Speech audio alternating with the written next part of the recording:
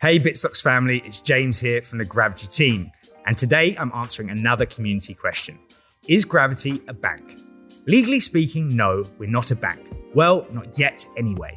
If you're following our recent crowdfund, you'll know that in time, with the right licenses of course, we'll be offering products and services much like your traditional bank.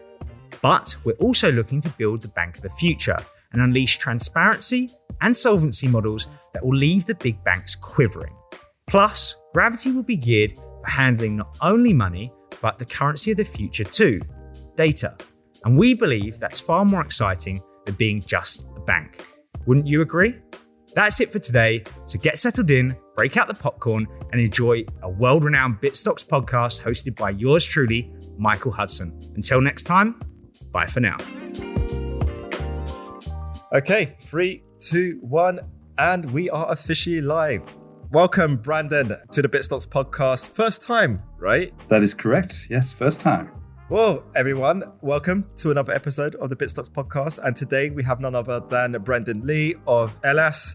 Branden, tell us a bit about yourself and Elas. I'm from Australia. I live in Brisbane. I've lived here for a very long time now. Love it here. I got into Bitcoin in about... Basically, I feel like my story is pretty... Like the timing is all pretty funny. Like I bought BTC for the first time 4 days after the Bitcoin Cash hard fork. Okay. So what? That's 2017. 2017, August 2017.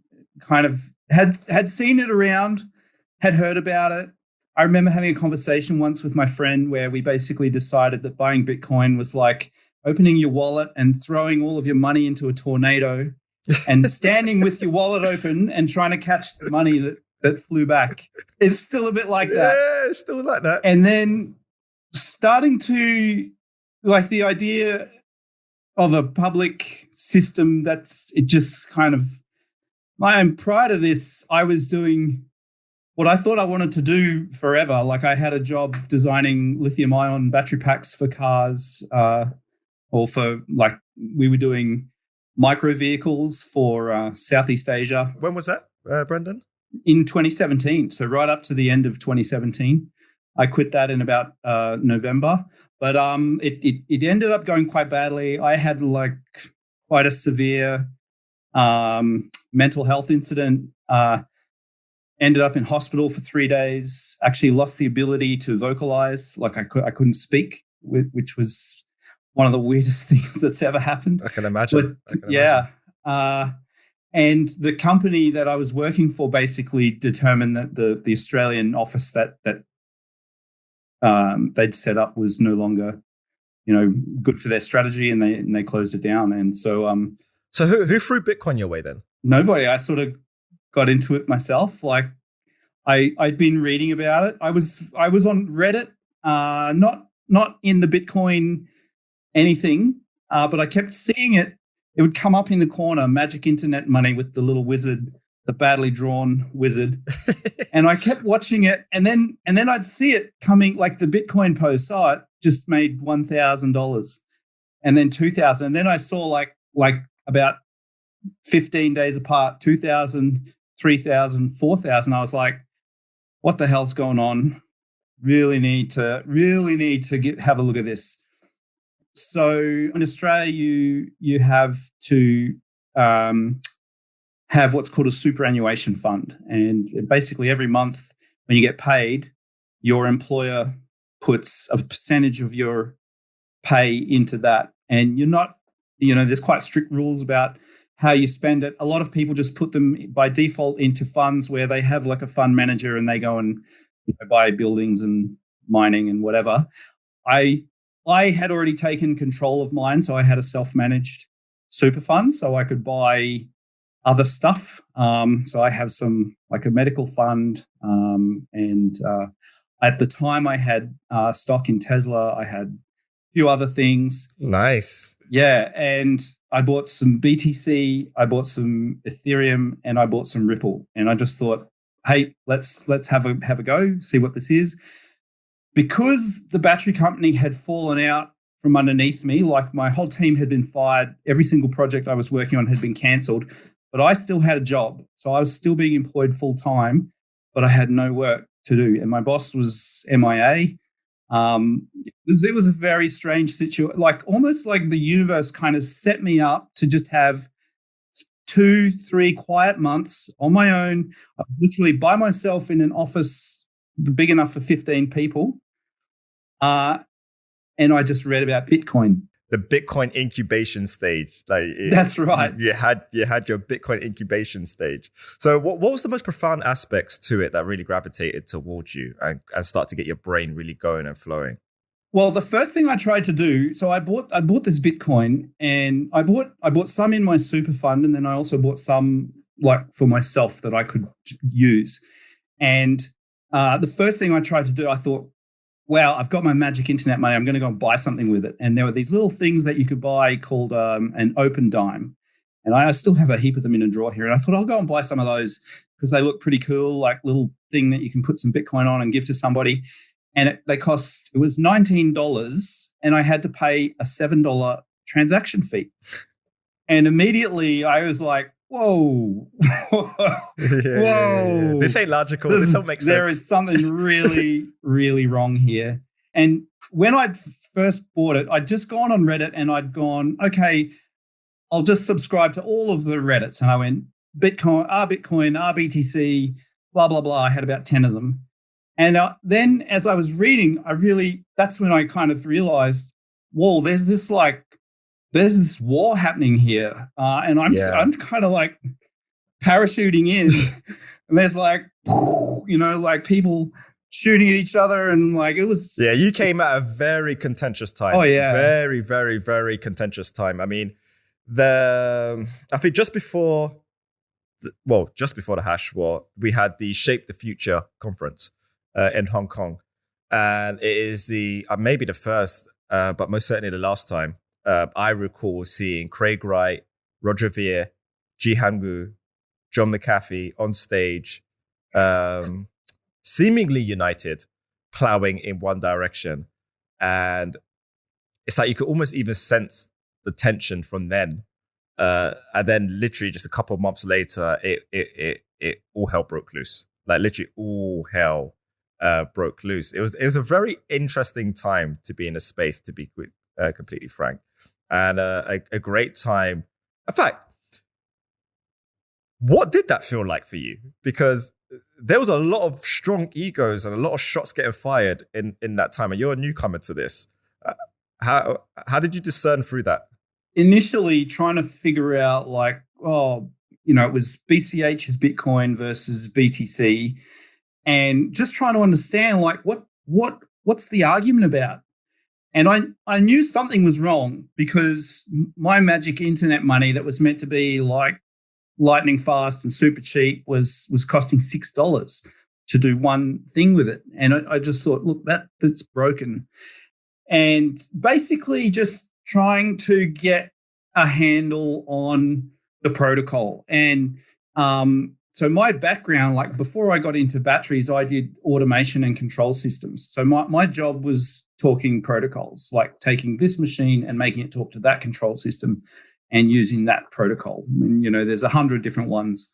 And, once you've done 10, the other 90 are all the same. And it's like, so coming in and seeing this, it was like, oh, well, it's just you buying a transaction together like that, and that's the thing. And it was like, well, why is it limited to 1 megabyte?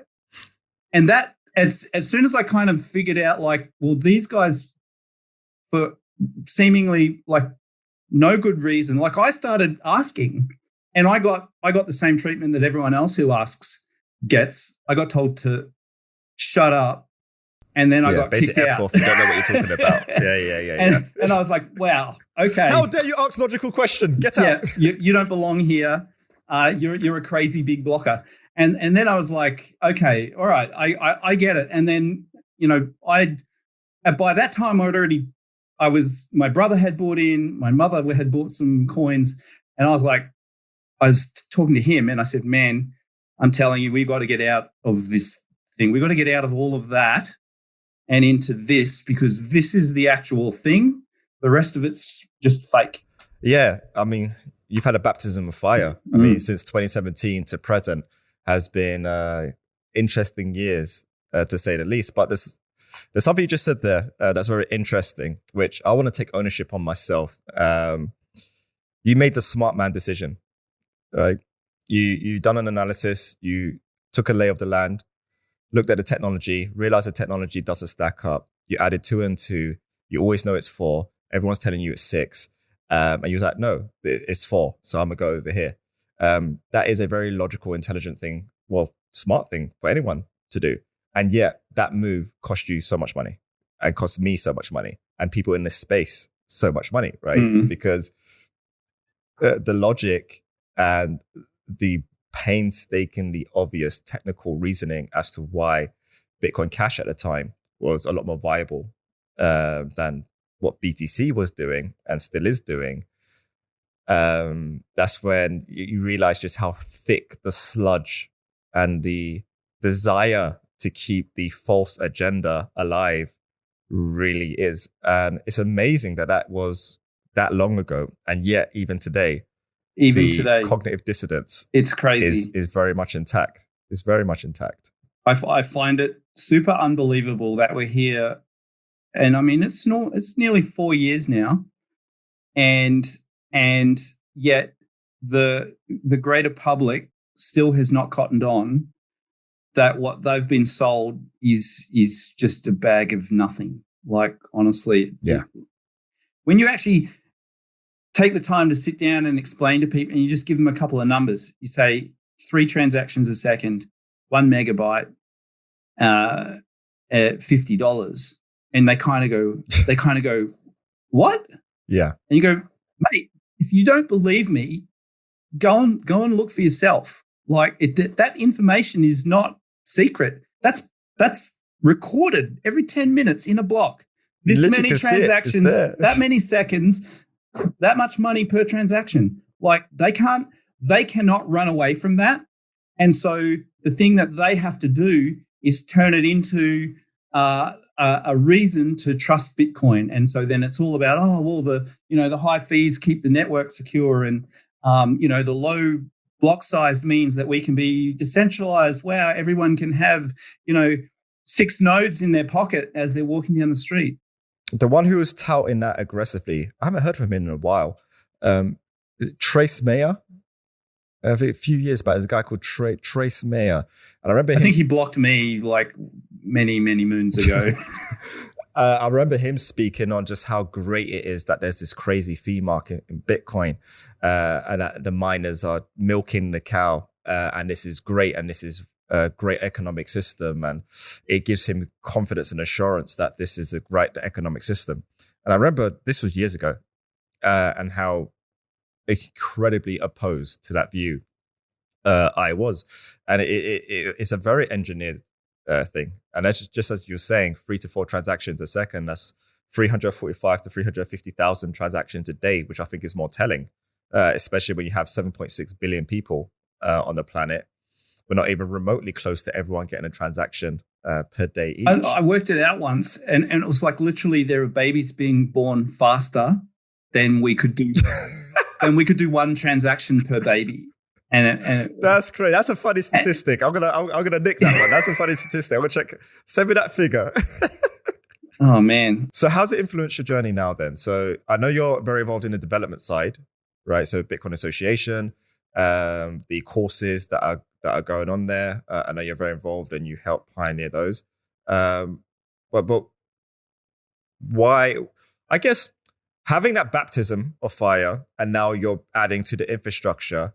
What is it that you feel that you're fighting and contributing towards, and why have you taken it so personally to be doing it? Yeah, that's a great question, and one that I probably haven't asked myself enough.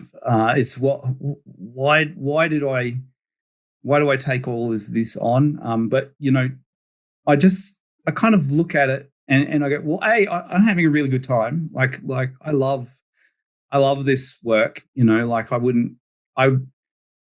I couldn't go back to what I used to do. At one point, I tried to go back to a normal job. I was totally skint. I had no money left. I didn't know how I was going to pay the bills. I called some friends. I said, can you get me a job? They went, go here. They'll interview you. I got the job, and they said, it's great. You start in 3 weeks. The first thing you're doing is you're going to Zambezia or somewhere like some like in deep Africa, and you're going to commission a coal-fired power station. And I just thought, holy shit, this is my worst nightmare. Like, I had moved. I prior to being in batteries, I was in gas, and I was like, this is not what I want to be doing. Like, I want my impact to be positive. I want to be able to help. What the goal that we had in Asia with the batteries was, we wanted to get, if you go to cities in the Philippines, everything's grimy, there's smoke in the air, and it's from the vehicles. They all belch this soot because they're all, burning diesel. And I was like, if we can replace half of those vehicles in the next 20 years, we're going to make such a huge difference to people's lives. So many people die there from lung disease and things, and it's a lot of it is caused by this pollution. And getting that out of the cities, I thought, that as something that I can really be a part of, that I would be immensely proud to do that. And it turned into a bit of a disaster. I lost my mental health for, out of it. And this, when I sort of started learning more about the potential of this and how it scales, one of the ideas that I'd sort of been thinking about, I'd read it somewhere in a book, like this idea of a book of life where everything that everyone sort of does gets recorded, and it's theirs, and then but they keep it, but they can share it, they can do whatever they want with it. And I realized at a certain point, if this you just grow it and grow it and grow it and grow it, and this is what that is. Like, at a certain point, when it's like zettabyte blocks, every person's got a gigabyte a second. They're just like, they're downloading onto it all day, every day. And, I just thought that being able to, it's not just that aspect of it, but the low cost of financial services, being able to give people the opportunity to earn money in ways that they can't do it today. I thought, well, look, I've got more chance of being able to come back and do the battery thing later if I get this right and do this. 100%. And so I just thought all in, go, run as fast as you can. This is going to be the biggest revolution in technology in the last 100 years. And I saw how crazy the battle was, and literally how few people could actually see that if you don't turn this thing into a blockbuster that can do a million people, or not a million people, but like billions of people all day, every day, I'd go to these meetups and I go, well, you realize, right? Even though they'd go, oh, BCH, you and your big blocks. And I'd say, even though we have this, 32 megabyte potential, we still have to scale 1 million times bigger. And they look at me like I had two heads. And I was like, you guys don't get it. Like, it's nothing until it's everywhere. Agreed. I guess since realizing that, it's just been full steam ahead, and everything. I just try to do everything. And I know that sounds kind of crazy and stupid, and a great way to burn out. Not at all. You're contributing to a cause that, for one, if we're collectively successful, everyone who has bled for it is going to feel incredibly fulfilled, right? Yeah. Forget the financial aspects. It just going to feel incredibly fulfilled due to the impact that we know that this can have. It's a financial and social revolution that is unwelcomed, right? They don't by the want establishment and the status quo. That's right. It's incredibly unwelcomed. So it does take tenacity, and it does take people such as yourself to help build tools, provide the education, and really to just keep going and fucking push. And what I likened it to was Bitcoin's yet to take its first breath. Okay, we don't have enough density within the body that's delivering oxygen to the blood that allows this body to animate itself. And that's been very much by design. And I feel, especially with the token boom that's coming to SV, this is going to start changing. We're going to start getting nutrients delivered into this system. And I think potentially, even within the next 12 to 18 months, Bitcoin, for the first time ever, is going to take its first breath. And we're going to have such a boom in transactions and density on chain that I think the notion of what Bitcoin is perceived to be will start changing once people start seeing that velocity. And also I want to ask you a few questions about, to be honest, how are you viewing the SV space right now? What's your sentiment? What's the vibes you're picking up on? Look, to be honest, I probably don't pay a whole lot of attention to most stuff. That's good. Yeah. That's good.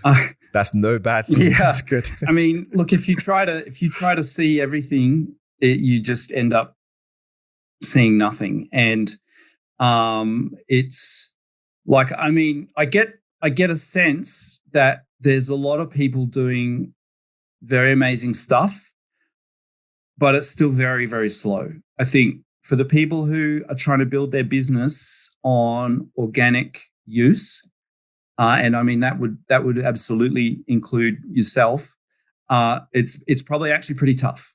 There'd be not much volume.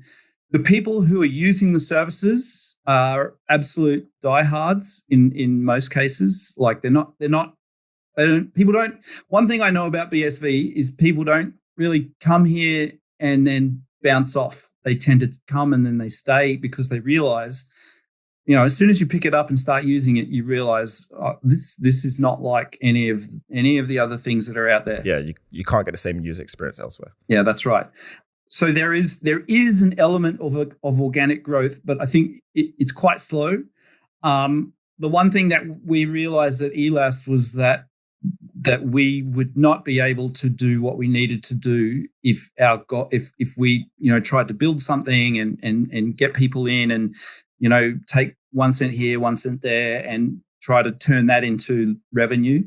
So our focus has been on engaging sort of government and enterprise and trying to win larger projects that take our core technology and use it to solve like a larger problem. And so what is your core technology? Run me through that a bit. Tell me a bit about Elas. It all sort of came about very sort of quickly. So I was in London last year for the CoinGeek show.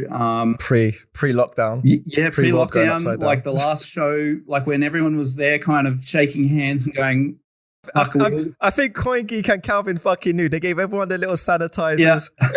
They're like, you're going to need that. Yeah. Yeah.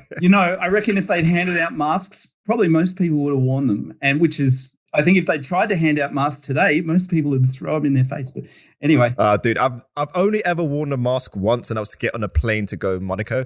And it was a Dragon Ball Z one, which is the only way I would wear it because I'm a huge Dragon Ball Z fan, and it's the only way I could make a mask call. This is my mask. This is Buffalo Bill, my favorite ice cream from when I was a kid. So when the office where I work at, they won't let us in unless there's a mask. So that's what I wear. And do you have an exemption clause where you are in Australia? You can.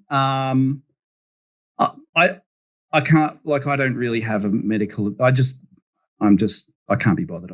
Why do you need it? I always just say, I don't need it. I'm not sick. I don't believe that anyone else is sick, but there's been a few times where for like a week, they've said, you have to wear it.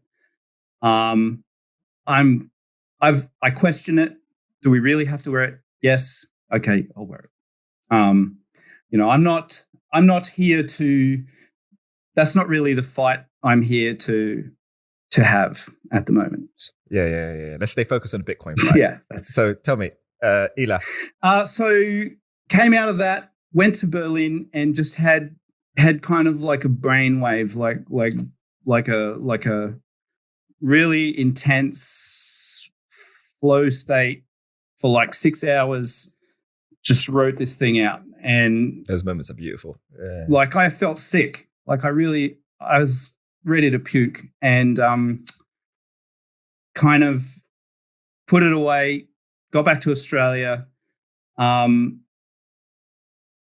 went to nChain and said, "Hey, I think I have an idea. I want to patent it. Can you guys point me in the right direction?" And they sent me to Kerry Ann Jones, and she turned it into this just really amazing patent. And I was like, well, this lady does the patents for Craig. If anyone would know, like the one thing I wasn't sure about, I was like, man, this is so foundational.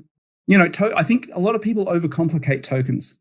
A token that's got to have this kind of script, and it's got to have this kind of thing. And it's the whole idea of Elas is that if you are the token issuer and you say that is a token that represents something, you bind yourself to that token, and you are honor bound to uphold the contract, right? And if you don't, well then, if you're a nobody cares.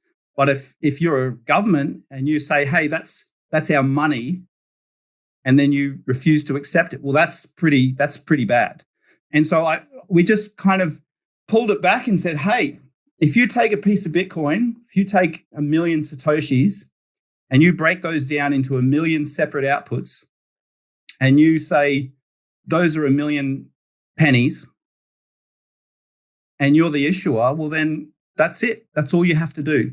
And then as soon as you've put them into a UTXO, you can spend them into any kind of script. You can apply any kind of payment channel, locking, whatever you want to do. The only thing that you can't do at that point is then recombine them together, because you sort of destroy the integrity of the token. Once you've taken the trunk and turned it into paper and printed the banknotes, you cannot you turn that into paper mache, you ruin the money. And it's kind of the same idea. So we're basically just saying, look, if we declare that it's this, then that's what it is. And as long as you use it within the rules, which are basically just the rules of the Bitcoin protocol plus like one extra rule, then you're validly using that instrument. So how does this differentiate from STAS? So their tokens, like they're quite similar in that the UTXO is the token, but they've gone the extra step and said for it to be a STAS token, it must have this particular kind of script that exerts a particular locking function and does things in a very particular way. So we've said no, we're not binding ourselves to anything like that. So we're actually able to mint Elas tokens that are also STAS tokens. So we can take some Satoshis, put them in a STAS script, and it works, have that done in a way that is compatible with the Elas system. So how far back was this when you pioneered Elas? So the patent was about a little less than 1 year ago when I submitted the patent. And then formed the company on the 1st of July last year. So I'm fine if you want to dodge parts of this question, okay? But is it genuinely something that I've been procrastinating myself? And I'll be taking it up, and I have been taking it up myself as well. But the process of walking into nChain with a new idea, how comfortable did you feel?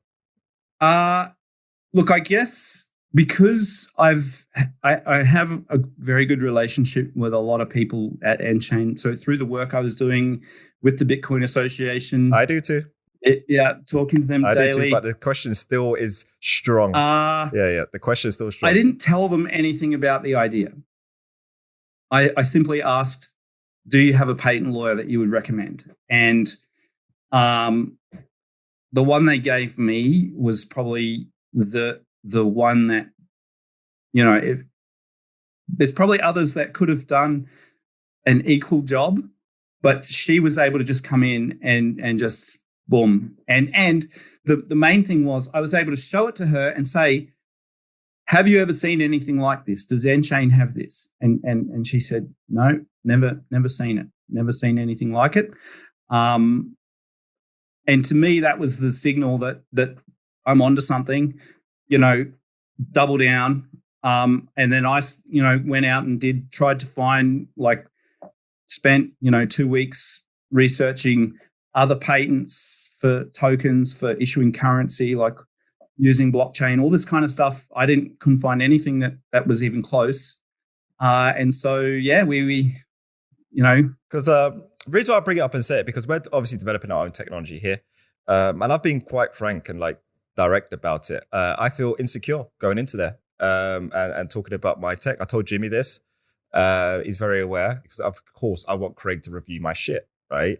I want them to be aware they've got the best minds, really. Well, they should have the best minds in the space there. But I can't lie. I also don't like a lot of what they do and how they go about doing it. And if you run around changing your mind every 2 minutes and being angry every single 2 minutes, it doesn't make me feel very secure about walking in and thinking that we're still actually really on the same team. It might have changed last night. So, well, if it's any consolation, if someone came and asked me what to do, that would be the last thing I would tell them to do is go and see nChain. But I don't want to go into any reasons why. The truth of it is, the path they put me on was the best possible path for me.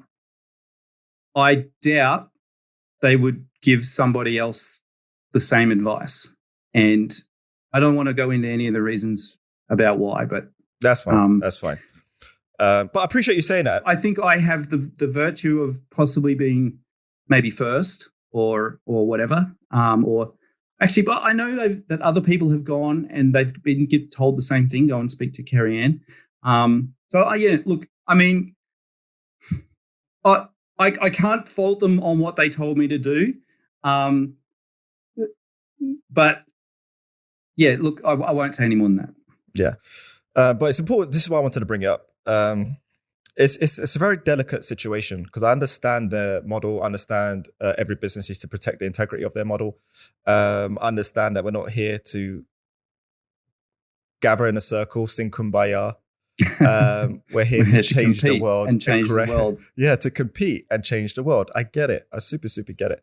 But also get and understand that you've stood on stage multiple times in front of my very eyes and said that it's a free party for all of our technology and IP. If you're in SV building for humanity, then come at it. We'll give you access, right? Which, to be fair, I haven't really tested that out because I've just sat on the sidelines myself and just built our own shit. Mostly because most of the things that we have asked for is we've already done most of the things that they're pledging that they're going to do. Like the Nakasendo SDK was very underwhelming. So we just cracked on and done what it is that we needed to do. But I know soon I do want to test those waters, and I'm just hoping my boat doesn't capsize. And we have a fruitful conversation. For better or worse, while we have our own core patent, the way that we have implemented our technology, and we didn't have to do it this way, but we have elected to use the Metanet as part of our core deployment. And so when we build ledgers on the BSV ledger. So, and what basically when you use Elas, the first thing that happens is you establish a ledger. And so you say, I'm Michael, this is Bitstocks. And then everything that you do within Bitstocks can be linked back to that root transaction that took place at the beginning. And then so when you issue tokens, anybody who's validating those tokens can straight away see these were created within the Bitstocks ledger, so I can trust that these are legitimate Bitstocks tokens. And then it's really only that if somebody was actually inside Bitstocks subverting your token issuance that they could counterfeit. And that, that's very hard. It's much easier if you're using paper money to introduce counterfeit from outside, because you just have to make it look like the real thing. But in this, it's like you have to actually gain control over some Bitcoin that's within your ledger and do transactions on it. And so you can see everything that happens. And so we didn't have to, we had our own way of doing it. But when we looked at it, we really, it came down to the Metanet is better. And so we made a conscious decision to build on the Metanet. And so for better or worse, we now will have to have that conversation. And well, so on that, Branden, break down to me your understanding of the Metanet. What is Metanet? And for everyone that's watching, what is Metanet? Everyone throws this term around, but I don't think it's been adequately explained. And also, I don't think schemas are being in the mix with this. And we've extended the Metanet quite a lot, and we don't share that too much, how we do that. But basically what the Metanet is a way of using Bitcoin public keys and signatures to form edges in a graph database. And so basically when you declare the root node, you put a public key in that root node. And then every time you want to create a child of that, you sign it with that public key. And so basically every time there's a Metanet node, that's so you also say the parent is this transaction, and here's the signature. And so the user can actually look back at that transaction. They can verify that that's the public key, and then they can check the signature, and they can know that whatever information is in that node was created by the issuer. Yeah. Or by the controller of that tree. And so it's separate to spending the coins. And so when you have a Metanet output, you've got to have a way of spending the coins, and then also a way of controlling the node. And so there's some tricks, like a lot of people only put the Metanet stuff in an unspendable outputs, but we actually put them into spendable outputs.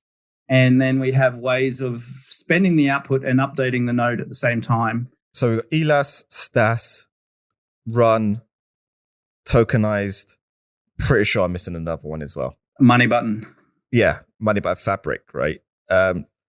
So how does, let's say everyone's got a good shot. Everyone's using all the different protocols, right? I'm now a user. I'm on Google, yeah. But now I'm on the Bitcoin version of Google. I'm on the Metanet now. Okay, I'm just a user though. Okay, is all of these different chefs in the kitchen going to fuck up my user experience? Do you think? And if you do think it is, why and where? And if you think it won't, again, why? It's very hard to say. And probably the other token protocol I'm most familiar with would be tokenized, because I was part of the team at the beginning. But look, I believe that every single one of those token protocols is quite good in their own right. They all are actively being used. They're all being shown to be useful and proper ways of doing the things that they're being applied to. And so my only advice would be to do your research and know what you want to do, and make sure that the token that you're choosing to use is appropriate for the system that you're building. Certainly I believe that our technology is the best. But if you got all six of us in the room, we'd all be arguing the same thing. But I mean, from a user experience standpoint, because I could tell, theoretically, because basically you guys are making my life a little bit more difficult ultimately, right? I've got to pick the Prime protocol. We already have chosen the one that we're going to implement first, but no doubt we'll be implementing at least one more. Whether we go beyond there, I don't know. But again, theoretically, I can understand, look, if this gets messy, we already spoke about ways that we can make atomic swaps happen between different respective protocols, right? I don't like what that conversation sounds like ultimately, because it's not that elegant, but it can be done, right? Yes. But this goes back to my questions around what the fuck is Metanet? And I don't mean in terms of a nerdy conversation with a bunch of devs. I mean for a user. Sure. Well, okay. So just to be clear, we use the Metanet to form the ledger, and then the tokens are issued out of that ledger. Once the tokens are issued, they can be used without any kind of Metanet anything. They just like a coin. And so if I send it to your wallet, it's just a coin shows up. You tell me what script you want to receive it into. If you wanted to receive it into a script that somehow had some Metanet stuff in it, I don't care. It's just, you can receive that into anything you like and then spend it out to anyone else. And so the Metanet side is really only for the issuer, and it's to allow them to create the structure. And so you might have, like what we're doing in Tuvalu, and you had a great chat with George I love that a couple of weeks ago. That's such an amazing project. I mean, when you talk about wanting to help people, what I really love is that I get the feeling that we're not just showing up to help them. We're actually showing up and they want to be helped. They want to do this. They want to be first. They want to lead, and they're tough, man. They are real fighters. George had a chat with the minister recently, right? I've not watched that yet. It's on my to-do list this week. But considering how forward-thinking the guy clearly must be, and also the kind words that George said about him, I'm really keen to watch that and actually get a bit of that, because I imagine that has to be the case. Yeah, they live in.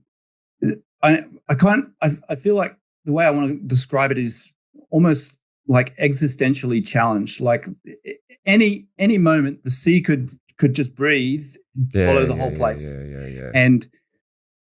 And yet they're there. They love it. They know that there's strong potential that at a certain point they're going to need to make drastic changes to their way of life.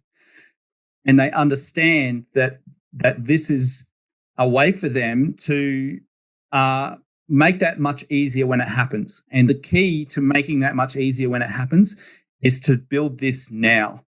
And if that means be first, if that means take the big risk, they've done it. And I have such enormous respect for their not just their willingness to do it, but also their willingness to engage.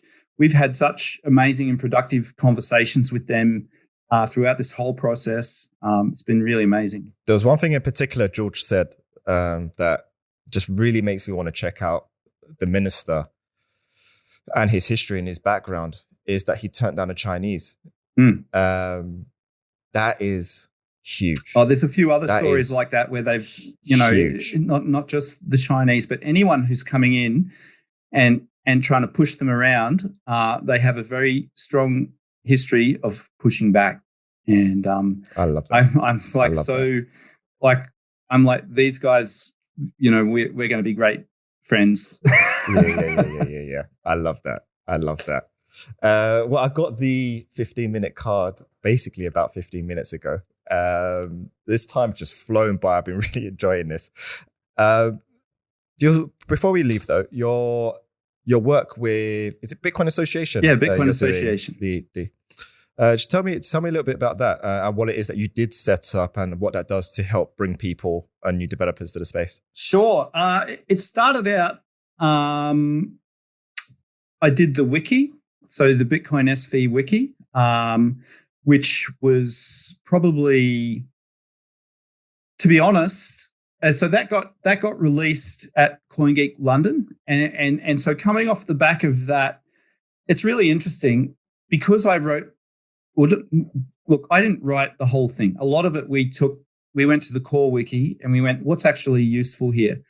And it was so funny. You'd find some pages about like quite important stuff, and there'd be like 3 whole pages of, we don't use this anymore because blah, blah, blah, like this doesn't work. It's not decentralized. It's da-da-da-da-da. And then all the way at the bottom of the page, there'd be 2 paragraphs where someone right way back in the early days had actually written something that's like, this works like this and it's blah, blah, blah. And that would be the only thing that we'd keep. And the rest we just scrap.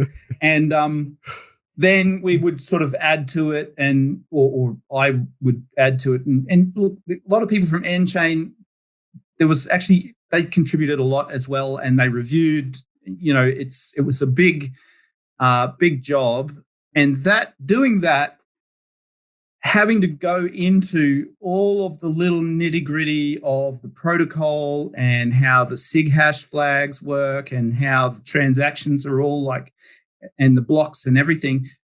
If I hadn't done that, I would have never been able to come up with Elas, because it's to get to that, such the core, like most simple way, you have to know everything about the whole thing. Yeah, you got to know the composition. That's why, I could have left the BA, but I love the job so much. Like I haven't wanted to yet, and I still have a lot that I want to get done before I put that down. But so that was the wiki. Then since then, we've started the Bitcoin SV Academy, and we've been working on that. It must be almost a year now, and it's probably taking a lot longer. So this is partially my fault for being so busy, but it's the course I'm working on now. I've been literally working on it for about 8 months, but it's basically what we're trying to build is university quality coursework with certification. Who are you going to sync up with on that? Is that with Exeter? No, it's just being run by the Bitcoin Association. Okay. And so the plan is to actually get certification for the course from like a certification ratings agency to say, look, this course is quality enough that we certify the certificate that they're handing out as like something like, it's not just Mickey Mouse. Like we've actually, it's a quality. So the courses the 2 that are there take, I think, 9 and 10 hours. They're not easy.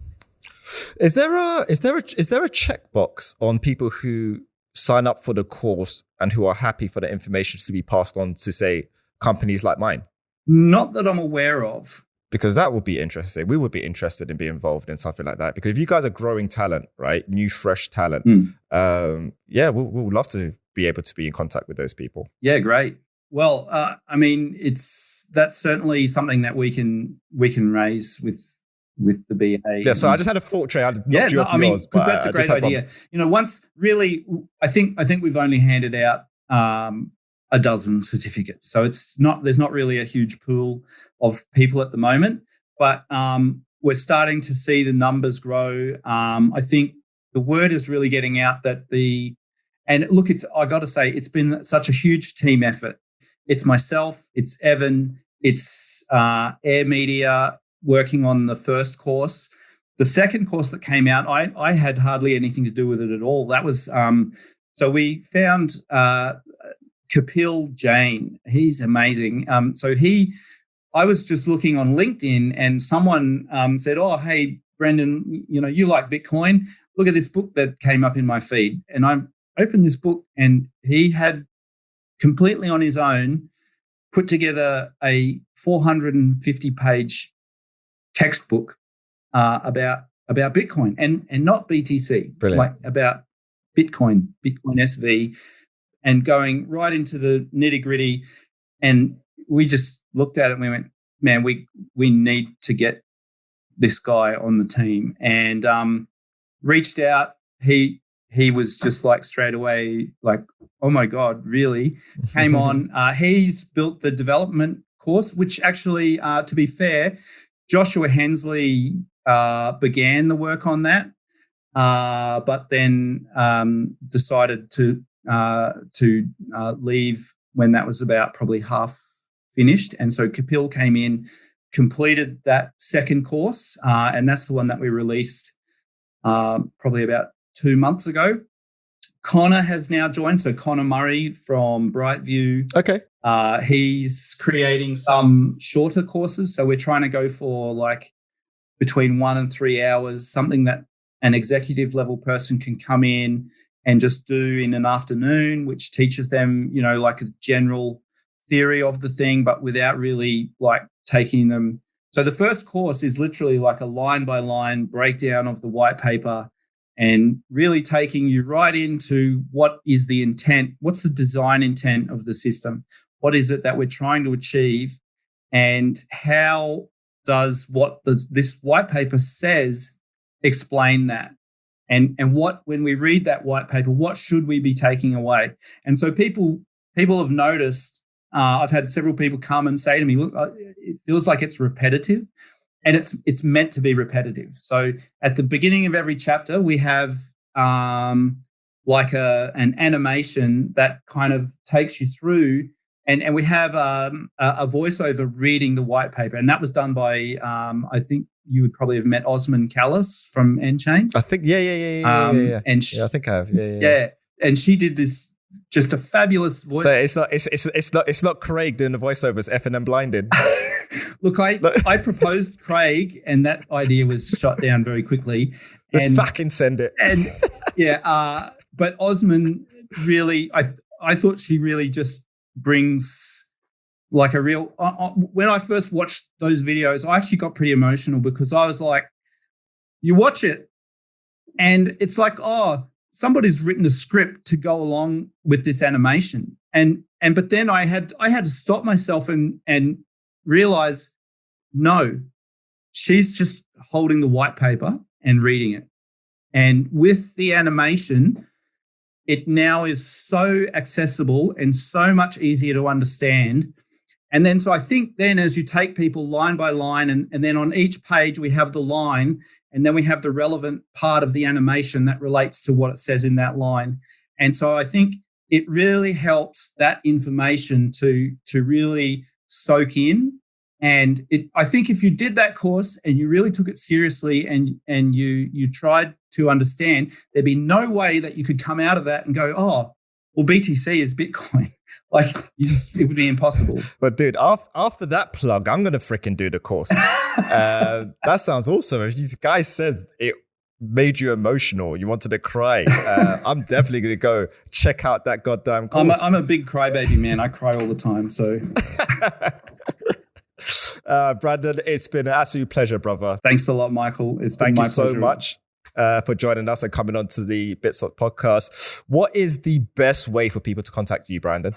My DMs are always open on Twitter, so I'm just at Branden_Lee and then with 2 underscores afterwards. So yeah, hit me on Twitter. Email for Elas? It's just Branden at elas.digital. And yeah. Same again, just send me an email. If I can, I'll usually respond. I sometimes don't, and I really apologize. I know there are emails in I'm looking at my inbox right now. Don't even get me started, man. You just say an email give me anxiety. I've not had a PA for the last 3 weeks and didn't think that one through properly because I've been treading water for 3 goddamn weeks, and I think I've just about got half a snorkel above water. And I think I can hold it until my new one starts next week, who I'm going to chain to the desk and make sure she's never allowed to leave. Everyone, that's another episode in the Bitstocks Podcast bag. And as always, guys, until the next time, peace, love, and light. All the best.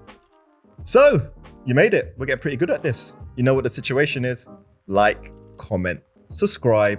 If you really like the video, ensure that you hit the bell notification button to be notified for all the latest releases. Now, after that conversation with Branden, I think a good video for you guys to watch would be with Robin about the Stas protocol. So I definitely recommend checking out that. And the other conversation in relation to Tuvalu, which we touched on with Branden, is with George Samuels, which we recorded only a couple of weeks ago. Till the next time.